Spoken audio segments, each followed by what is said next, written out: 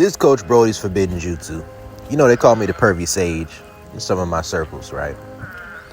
But what I mean by Coach Brodie's Forbidden Jutsu is this particular concept right here, right?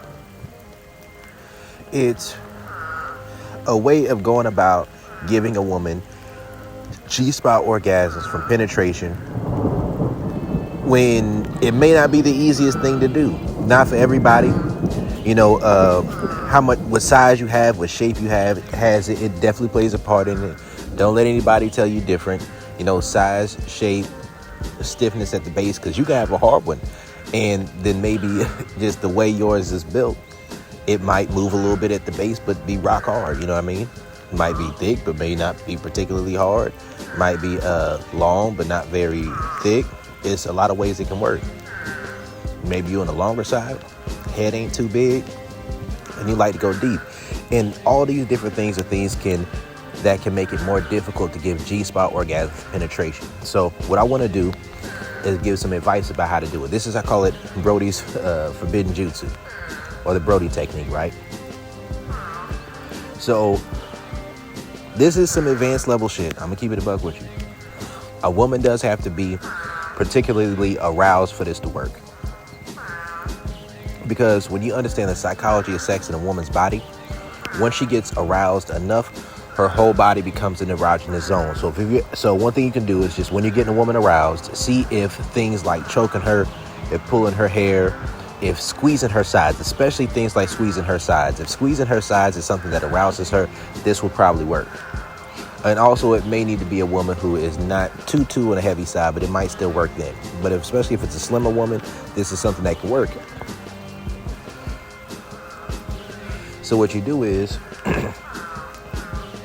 you put yourself at an angle to where the tip of your dick is hitting up towards her G-spot, right? And her G-spot is going to be about 1.5 inches, 2.5 inches in.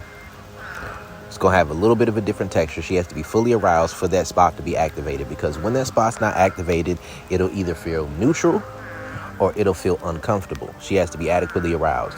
Aroused, adequately lubricated, right? Now, when she's in this particular position, you could do it, maybe get her off the side of a couch or off the side of a chair, lay her on her back, maybe put her knees up on your shoulders, her legs up on your shoulders, angle up, right? Angle your dick up. So I'm not a particularly tall guy, so it's a little bit easier for me to do, but there's ways of going about doing this. Now, what you want to do is angle your dick directly at her G-spot. Now, when you angle your dick directly at her G-spot, the next thing you need to do is this right here. And this is what makes it a forbidden jutsu. You're going to take your fingers, make sure that they're clipped, like make sure that they're trimmed. You take your fingers and you push behind, right? Make sure it's not hurting her, but you're pushing behind her pubis mons, her pubic bone. And you reach behind her pubic bone until you reach her G-spot from the back, right? From behind where her pubis mons is, her pubic bone. And when you push that down, you push your dick, you push the G-spot between your fingers and your dick. And you push your dick up into where your fingers are, so that you're putting direct stimulation directly on her G-spot. Especially if you're already giving a woman like A-spot orgasms, especially if you're giving like cervical orgasms, O-spot orgasms. This is something that can be effective. When you do things in this particular way, you're giving her very direct G-spot stimulation from your penis. I know there's a lot of guys who may be able to give a woman G-spot stimulation just from their fingers. That's something that can work too. But one thing I will say is this. You can't just overlook the G-spot.